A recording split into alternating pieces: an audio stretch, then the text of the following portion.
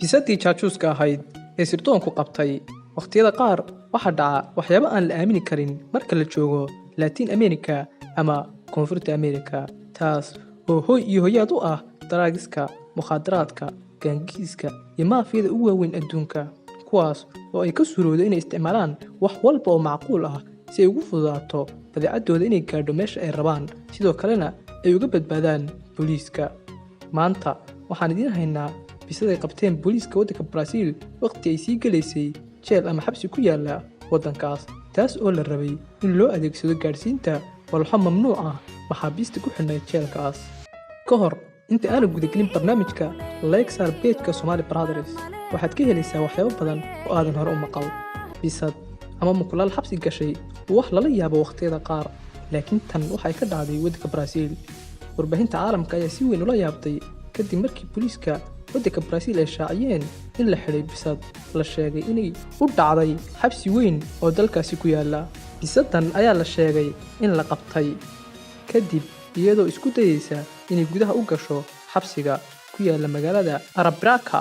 Bisadan ayaa xilligii la qabanayay la sheegay inay sitay qalab la rabay in si qarsoodi ah loogu geeyo qaar ka mid ah maxaabiistii ku xidhnaa xabsigaas. Bisadan markii la qabtay ayaa waxaa laga helay jirkeeda in koolo lagu dhajiyay ama lagu xidhay qalab kala gedisan si ay ugu gudbiso maxaabiista, waxaana qalabka ka mid ahaa biraha gidaarka lagu dalooliyo, telefoonka gacanta, baytariga telefoonka, jaajarkiisa iyo xadhigga dhegaha.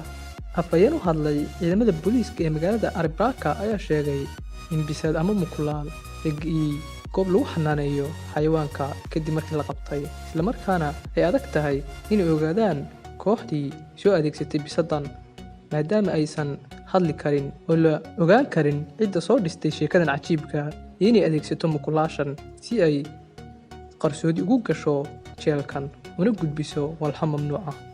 Afhayeenka ayaa sheegay in la filayo in qalabkan uu u socday mid ka mid ah maxaabiista xabsiga ku xidhan oo qorsheynayay inuu halkaasi ka baxsado.